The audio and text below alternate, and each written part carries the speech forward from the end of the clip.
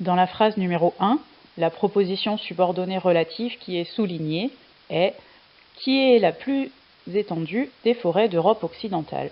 Ce groupe de mots apporte une précision au mot « forêt » qui est situé dans le groupe nominal juste avant, la forêt française. Donc ce n'est pas n'importe quelle forêt. Parmi toutes les forêts françaises, c'est celle qui est la plus étendue des forêts d'Europe occidentale. Dans la phrase numéro 2, la proposition subordonnée relative « où vivent encore de nombreux animaux » se rapporte au mot « forêt » au pluriel qui est situé juste avant. Ça nous donne une précision sur ce mot. Donc on ne demande pas qui détruit les forêts en général, on demande qui détruit les forêts, particulièrement où vivent encore de nombreux animaux. C'est plus précis. Dans la phrase numéro 3, « qui nous veulent du bien » se rapporte au mot « amis ». Les arbres sont des amis, mais pas n'importe quels amis, ce sont ceux qui nous veulent du bien. Dans la phrase numéro 4, la proposition subordonnée relative « que la déforestation menace » se rapporte également au mot « forêt » qui est situé juste avant. On ne parle pas de n'importe quelle forêt, on parle de celle que la déforestation menace. Donc tous ces groupes de mots soulignés nous apportent des précisions sur la forêt dans la première phrase et la quatrième phrase, les forêts dans la deuxième phrase ou les amis dans la troisième phrase. Ces mots, forêt et amis, sont des noms communs.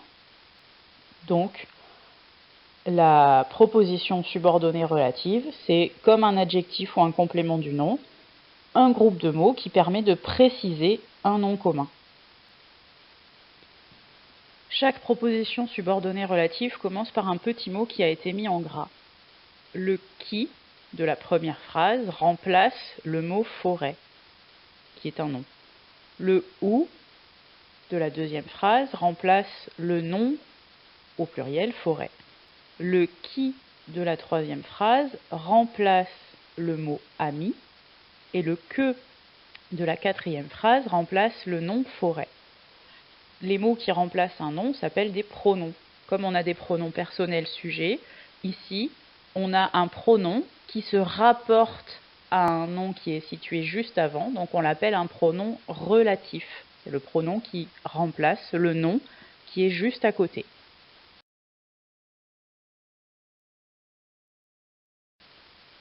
Dans la deuxième phrase, on trouve également le petit mot « qui ».